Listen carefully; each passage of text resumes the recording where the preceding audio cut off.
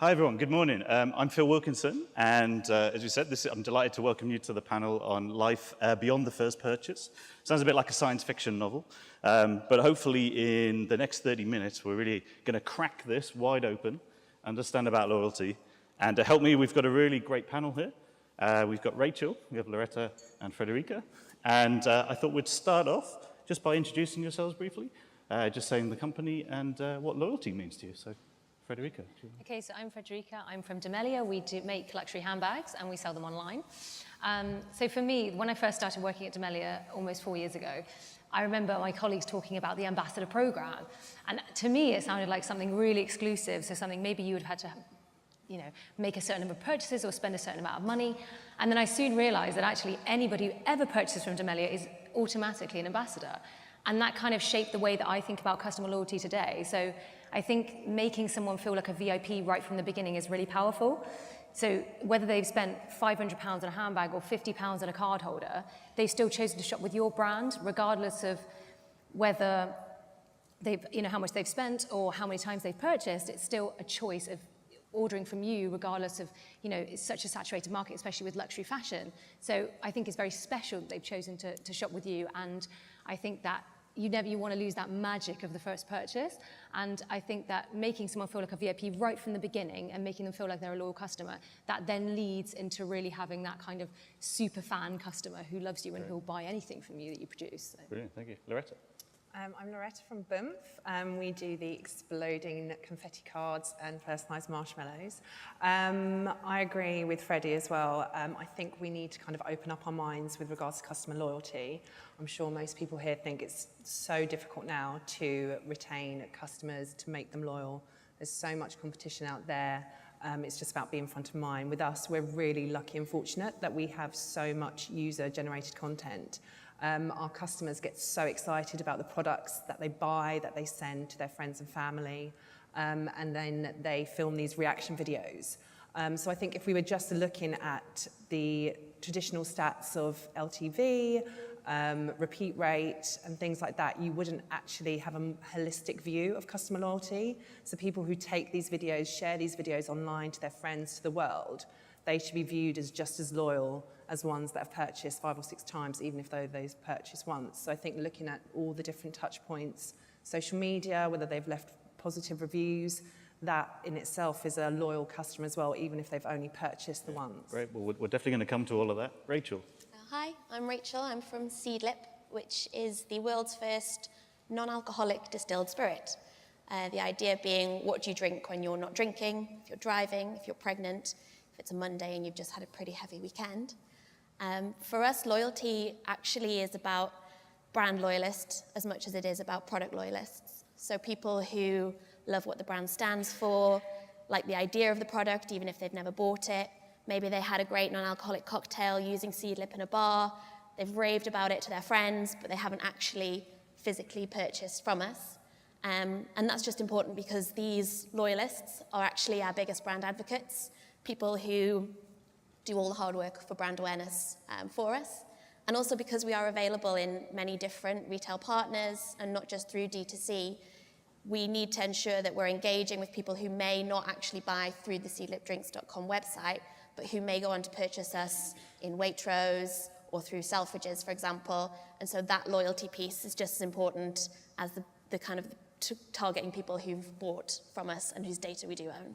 Yeah, it was a really interesting point, because normally you think loyalty is when someone's made a purchase, but actually when they've seen it, like I think I've seen Seedlip before, had a bottle, but I haven't put a second yet, but I do tell everyone about it. So, but to think about that engagement as well as the actual purchase. I guess we should dig a little deeper as well then into understanding behavior and data in particular. So Loretta, I want to kind of start with you on how do you even go about trying to understand the behavior of a customer? Where do you begin? I love data.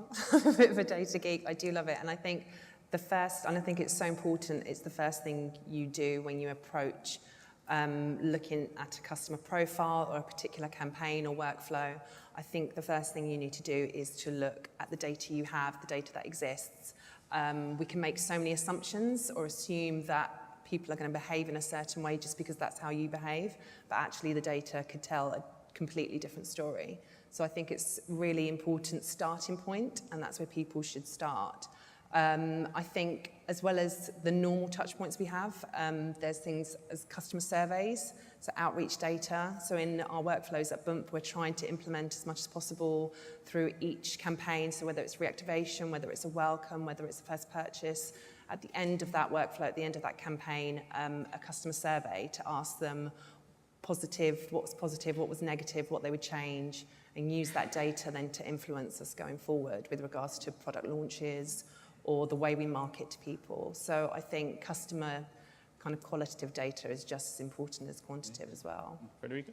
Yeah, I think it's useful to look at when you've really hooked someone in. So for us, we found that once someone had placed a second order, we'd really hooked them. So after that, they were much more likely to go and place like a third, a fourth, a fifth. So for us, we started to really focus on what can we do to get that second purchase, because obviously that turned out to be very important, because if they do, then we know that then they're really loyal and they go on.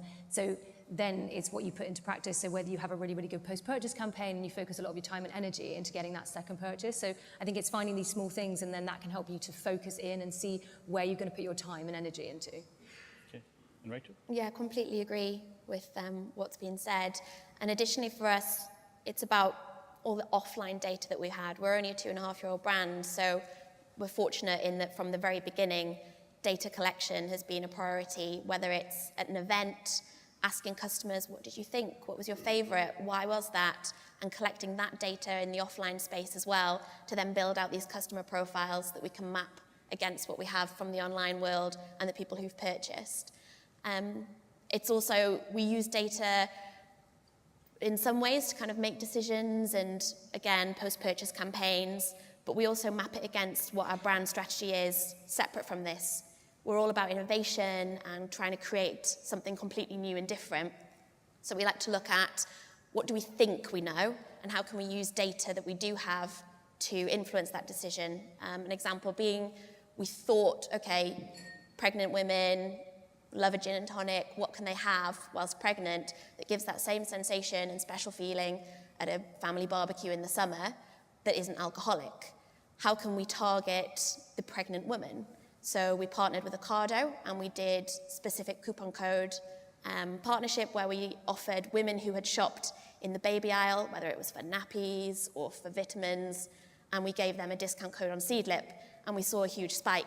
So we took what we thought was a brand positioning piece, we added the data that we had, we collected more data, and again going forward we'll test our hypothesis in what we think and our innovative thinking against the data that we do have as we continue to collect it. Okay. Yeah, I guess we're lucky we have a lot of data. No one says, hey, I need more data. Like, I need more content to read. But I think it's good now that maybe we can dig into how we use that data. So we've captured it all, we've analyzed it. But I thought, Frederica, with handbags, I guess, if in terms of winning back customers, people don't necessarily buy a handbag every week, unless it's my wife, of course. Yeah, it can be difficult because we also build a product that is made to last, so it's not something that you should be coming back and buying a month later. So I think it's a way of, for me, it's about having someone fall in love with the brand itself. Someone might first find us because they're looking for a work bag, for example, and then they purchase the work bag. But then if you only ever told them, this work bag's the best, you've pushed it to them, then after that, there's kind of nowhere else for them to go. I think when it's especially a brand that has that kind of lifestyle piece, you need to try and sell them on the brand itself. So although their first purchase might have been a work bag, I want them to come back and purchase again because they love our story or they believe in our charity initiative. I think that you need to hook them in that way because then whatever you produce, you could, have something completely different. Maybe use small leather goods or small crossbody bags and they'll still come back because they love your brand, not just the product. So I think that's really important. Okay.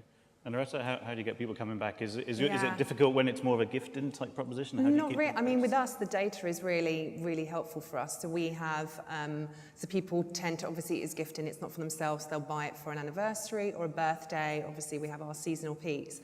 But for anniversaries or birthdays, for example, we can see, that they've bought their husband an anniversary card. We know when their anniversary is. We can see through the data that they got married on the 10th of September because the wife is sending their husband an anniversary card.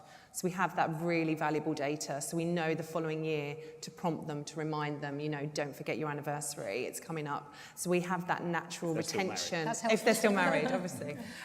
We have that natural kind of retention tool built in. These occasions do come up year after year. It's just making sure that they come to you again, as opposed to somebody else. So the data really is our friend in that sense, that there is so much of it. I guess it's just using it in a clever way, intelligent way to predict and preempt their shopping behaviour. And Seedlip must be easy. Everybody wants a drink, right, every week?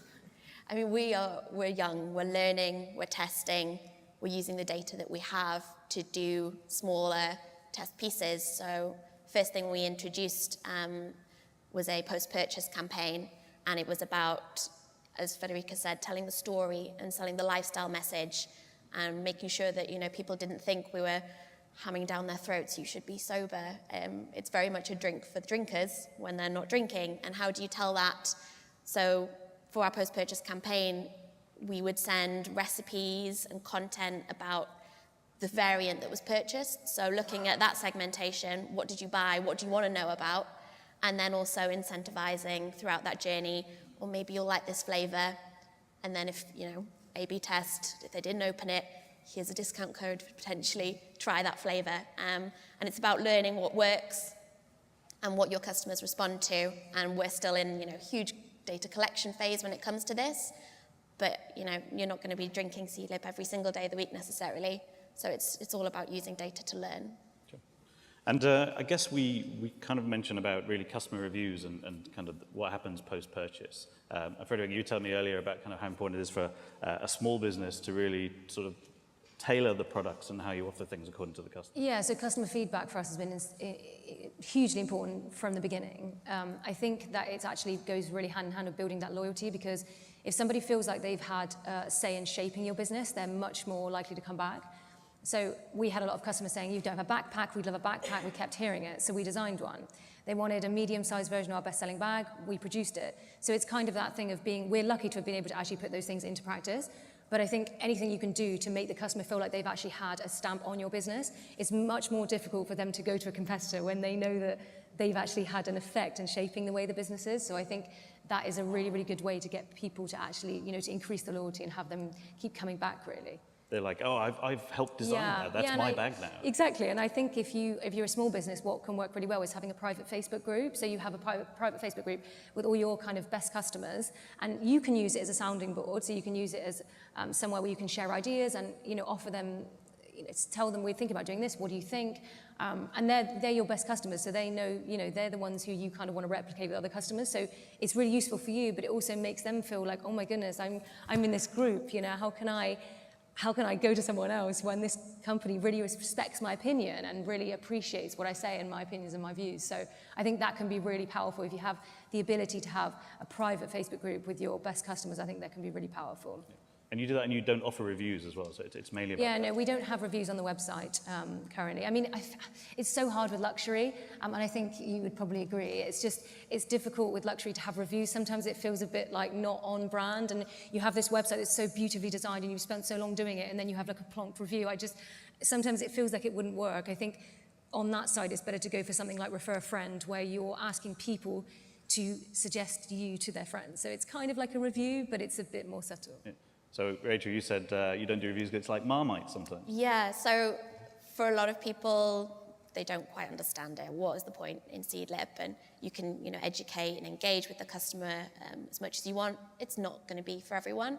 So there's that acknowledgement that, you know, also people are more likely to write a bad review than they are a positive one, unless, again, they're incentivized. So we don't have reviews on our own D2C site for that reason. And again, because the brand aesthetic is so important, it just doesn't quite fit in, as Frederica was saying, with that premium price point and that premium luxury feel. But what we do try and do is, again, that kind of refer a friend message, but in a different way. And as Papier talk earlier kind of touched on, how do you bring that unboxing experience to give that brand differentiation? So we only use recyclable materials, it's a branded box. People, according to their lifestyle cycle, their life cycle as a customer, or to their preferences, receive different literature, whether it's a cocktail card, whether it's a message saying, okay, we know that you're based in London, here's a voucher for a drink at the Savoy for Seedlip, or if you refer a friend, use this little card, giving people that kind of offline experience that differentiates us from our other online retail partners. is a good way that we kind of look at, oh, they'll come back and hopefully buy from us in the future by doing that kind of thing. Okay. And Loretta, how do you get customers once they made a purchase to Yeah, again, like feedback? I said, our UGC content works so well for us. People are so excited because it's a gift. They want to see the reaction when their friend or aunt or mum opens their exploding card with the confetti. And we have hundreds and hundreds of people posting their reaction videos. And that in itself is kind of advocating the brand. They're saying that they love the brand, and they're passing that on to all their friends. Again, the word of mouth is so powerful in that sense. Does the purchaser get sent the video of their relative opening it? Sometimes they're there together, so they know that what's going to happen, obviously. So if you're buying it for your mum or your sister, you'll be there ready to take that video and take the reaction. So we really encourage people to engage with us, to take those reaction videos, to post them, and we post them. We use them in all our newsletters, in all our content, and that kind of gives us that one-to-one relationship with them as well. We need them as well to kind of champion us in a way. So and edit the video before the Hoover comes out for all those. I know. I wouldn't recommend it for anyone who's got it's a bit OCD, because the confetti does get everywhere. But yeah, they love it. Kind of young children to we had recently a 90-year-old granny. Luckily, she's still with us. She didn't pass away. Just for anyone, so these are like exploding. Yeah, so they're a really popular product now. Are the exploding? They're called the Boomf bombs. They explode, confetti comes out. So just that user-generated content, is really works well for us. So there's a good theme here, which is, in a way, you all sort of have a direct relationship with the customer. And obviously, it's in a competitive world now, it's very important when there are brands like Amazon around, where having that direct customer relationship gives you that kind of bit of a advantage, not disadvantage. And talking of them, I guess we should mention discounts and offers then, because that can be quite a diverse topic in terms of how people respond to it. So I guess, why don't we say, Rachel, what kind of offers have you run, and do any of them work? So in our UK market, we try and stay clear of discounting. I think the girls will agree, once you become a discount brand, it's very difficult to recover from that. We do test and learn with certain specific customer segments or partners. Does this kind of discounting really lead to a spike in sales? Is this what this customer wants? In the UK, we try to engage with content, with storytelling, and so far we've seen that actually, where we've done testing on these post-purchase emails, for example, there isn't actually the necessity for a discount to incentivize a repeat purchase. Telling the story and engaging in that way for our customers can be enough. In the US, however, it's a completely different story. We have customers emailing in saying, do you have a discount code on a regular basis? It's almost an expectation. So how we treat that market is completely different. And we do have things like exit pop-ups, looking to capture that customer's first purchase. Unlike the UK, we have abandoned basket codes there as well. And again, it's this test and learn piece. What works for which customers in which market, and again, which channel? Is it Facebook that we should do this offer on? Is it email marketing? Is it special offers through PPC? So we do test in that way, but we very much don't see ourselves as a discounting brand. One challenge that we have, and again, if you sell in multiple different places, it may be something that you have a challenge with, is in grocery. Grocers will discount for 12 of the 52 weeks a year. If we don't match that in some way on our own D2C channels, then we're going to see a huge drop-off. So we either plan for that when the grocer's on discount, we're going to see a drop on our D2C channel, or we match it in some way, and it's about being clever and finding, again, what works for your customer to incentivize. If it is discount and it's a simple, I'm going to match this price point so we get this sale through our D2C channel, then that's one route, and there are other kind of more creative ways that we go about it. But the flat discounting, here, there, and everywhere, we do very much try and avoid. You mentioned recently about Ocado as well. Has that been different to the grocers in how you've approached discounts? Yeah, so with them, it's that more specific targeted coupon coding, and it's about offering a discount to a specific group to understand whether that group purchased with us, and kind of what that looks like and how we can do that and work with them. So yeah, lots of different things that we test, but flat discounting we do try and avoid. And Frederica, obviously in the luxury sector, discounts. Yeah, it's difficult because some people feel that maybe it cheapens your brand.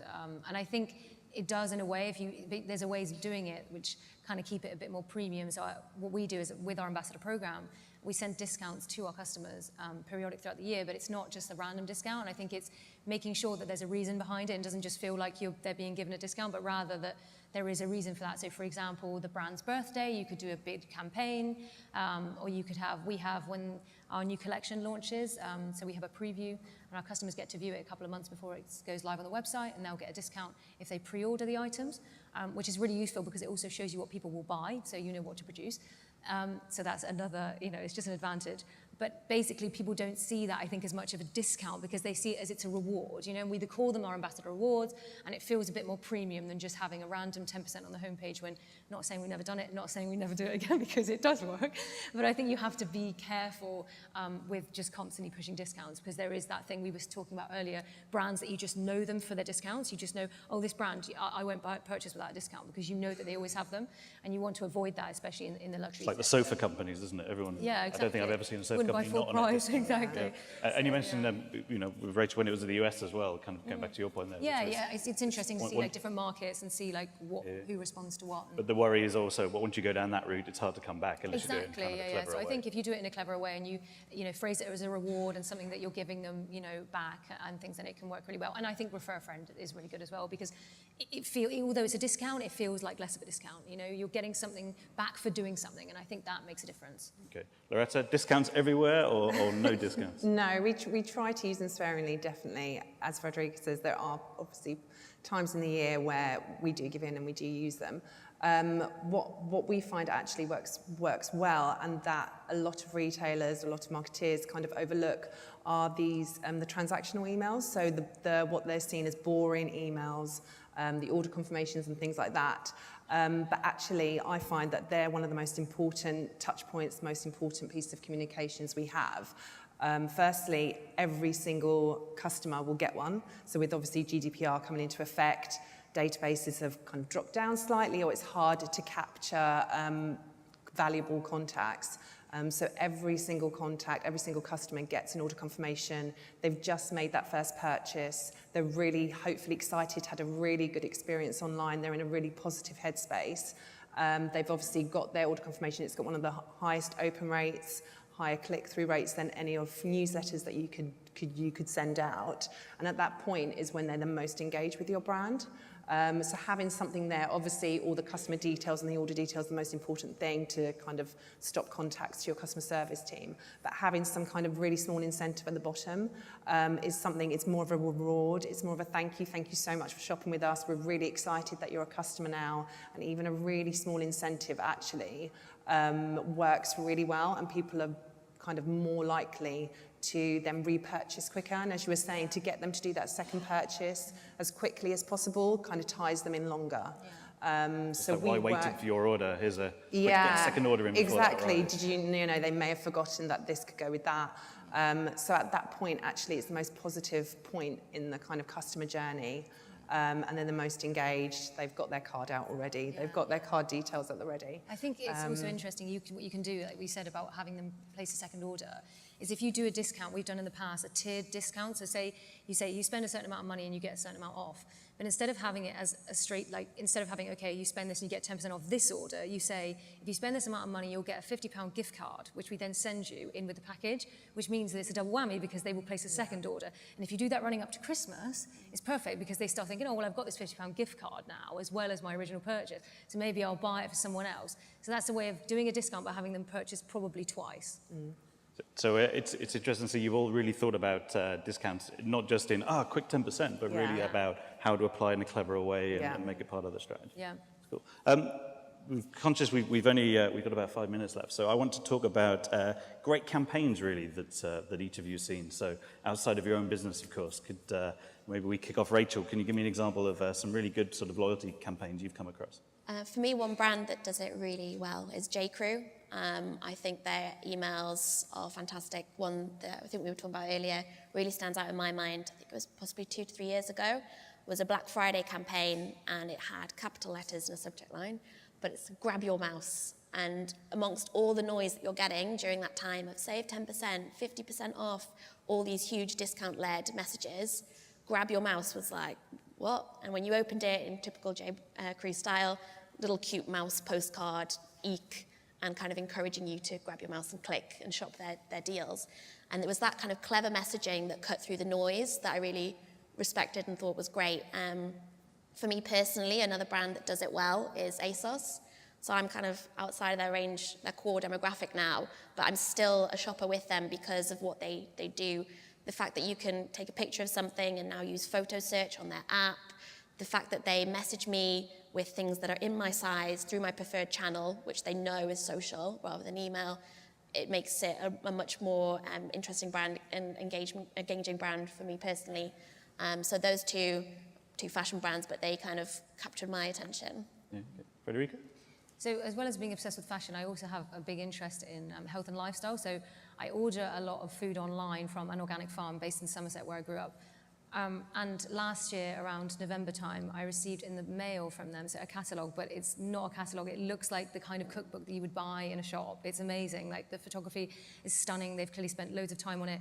Basically all recipes in there that you could obviously put together using the products from theirs, but it doesn't look like marketing.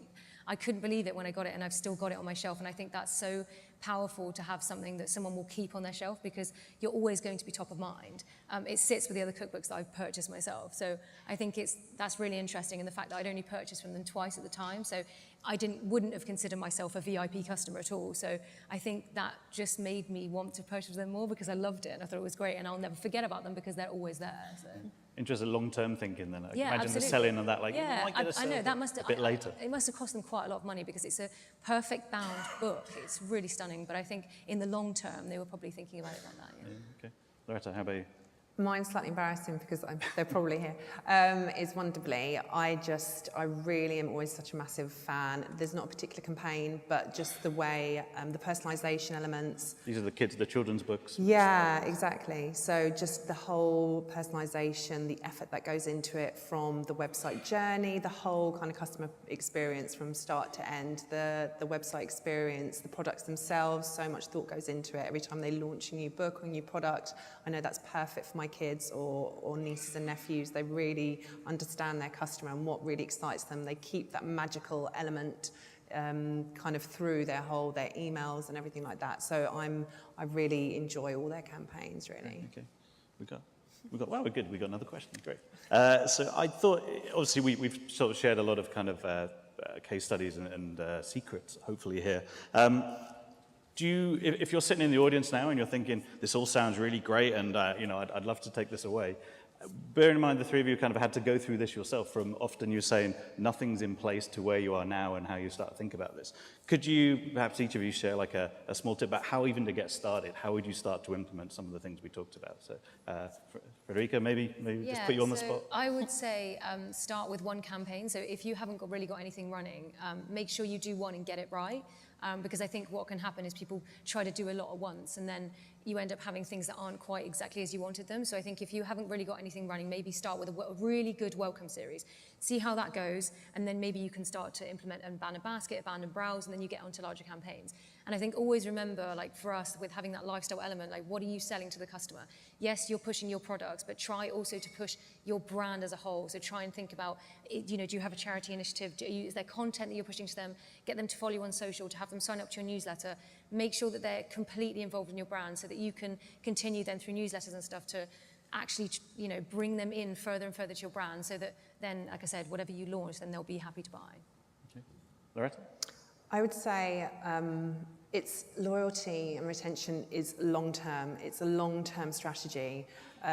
So many brands, and especially startups, it is very fast-paced, it's very fast-moving, and you do have to kind of get those quick wins. But I would say kind of stick at it, if you're testing something, and testing is so important, but keep testing, keep learning. You may not see results straight away, like the cookbook. It was sent to you and maybe you didn't purchase that month, that week, but maybe you purchased 3 months down the line. So it needs investing, and it needs time, it needs to be nurtured. So just to stick at it and and to keep going and to start with the data, definitely. Your first starting point should definitely be looking at what data there is. And I guess that helps you champion it because, you know, if there's not a short-term winner straight away, No. you're like, well, actually, if we wait a bit, Exactly. then I can show you the data. Because it's not just random ideas, you know, if there is data behind it, even if it isn't translating into the typical sales or typical engagement, if there's reasoning behind it and there is data behind it, hopefully with a bit of tweaking, a bit of testing, it should kind of come to fruition eventually at some point. Sure, okay. And Rachel, you've got a huge team, right, to do all this? Yes, hello, just me. I would completely agree. And the way that I approached it with Seedlip was that you think of brand and you think of that longer term kind of slow upward curve and what we're about and who we are and telling the story, the lifestyle element. And then whilst that's going on, activation spikes. So test this, what have we learned? What can we re-implement? Does that work? Okay, retest, didn't work that time, try something else. And that then drives your commercial for these short-term wins that, you know, leadership management teams might be looking for. But at the same time, you've got a longer-term play about the brand that's in place so that you are top of mind come seasonal.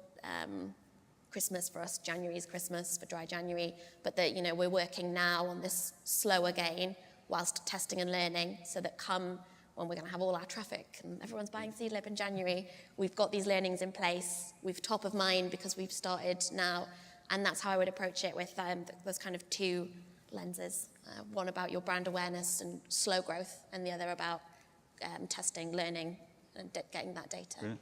I'm being frantically waved at here, so I think we'll wrap it up. But I hope you've all kind of got some useful strategies to take away. And I wonder if you can join me in thanking the amazing panel we've had, Rachael, Loretta, and Frederica.